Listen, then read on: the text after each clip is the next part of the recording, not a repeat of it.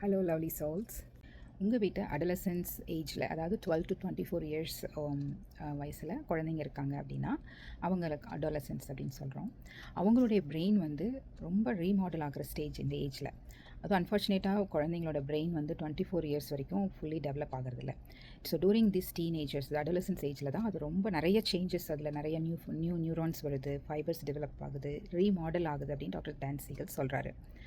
So அப்படின்னா என்னென்னா, அவங்க they need lot of energy அவங்களுக்கு தேவைப்படும்.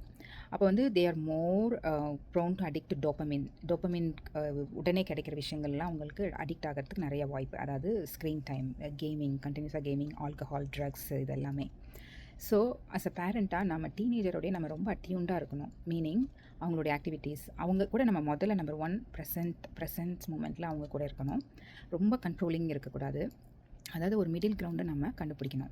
ஒன்றா ரொம்ப எல்லாத்தையும் வேணுங்கிறது எல்லாம் கொடுக்கறது இந்த எக்ஸ்ட்ரீம், இல்லைன்னா டோட்டலி நீ நீ ஒளிஞ்சுப்போ அப்படி உன்னை என்னால் கண்ட்ரோல் பண்ணவே முடியல, என்னமோ பண்ணித்தோல அப்படிங்கிற மாதிரியான ஸ்டேஜ். இதுக்கு இடையில ஒரு மிடில் கிரவுண்ட் இருக்குது.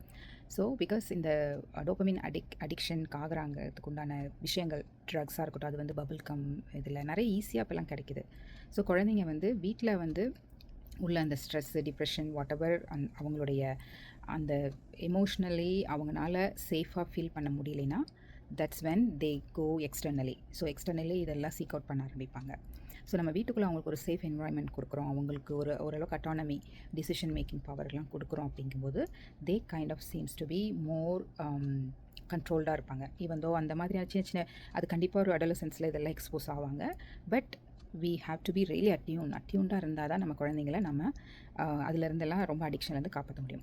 இன்னொரு விஷயம் என்ன அப்படின்னா, குழந்தைங்க அந்த மாதிரி எக்ஸ்ட்ரீமாக உங்களுக்கு தெரியுது, கன்ஃபியூஸ்டாக இருக்கீங்க, திடீர்னு அவங்க ஒரு மாதிரியாக பேசுகிறாங்க, you are sensing that you maybe alcohol இன்ஃப்ளூயன்ஸில், ட்ரக் இன்ஃப்ளூயன்ஸில் இருக்காங்க அப்படின்னு நீங்கள் யோசிச்சிங்க அப்படின்னா, தயவு செஞ்சு உங்கள் ஈகோ பேட்டர்னில் போய் சிக்கிக்காமல் திட்டுறது, ரொம்ப அவங்கள ஷேம் பண்ணுறது அந்த மாதிரி பண்ணாமல் அவங்களுக்கு உண்டான ஹெல்ப் தேடி கொடுங்க. அதுதான் ரொம்ப முக்கியம். யூ ஹாவ் டு அண்டர்ஸ்டாண்ட், நம்ம குழந்தை நீட் ஆஃப் ஹெல்ப், நம்ம குழந்தைக்கு உதவி தேவைப்படுது அப்படிங்கிறத உறக்க உங்கள் மைண்டில் சொல்லிவிட்டு அவங்களுக்கு ஒரு ஹெல்ப்பை கண்டிப்பாக நீங்கள் கொடுக்கணும்.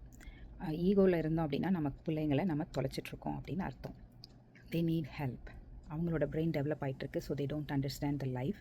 நம்மளை மாதிரி நமக்கு ஆல்ரெடி ஏகப்பட்ட எக்ஸ்பீரியன்ஸ் வந்திருக்கும். ஸோ வி நோ அவங்களுக்கு நம்ம தான் கைடன்ஸாக இருக்கணும்.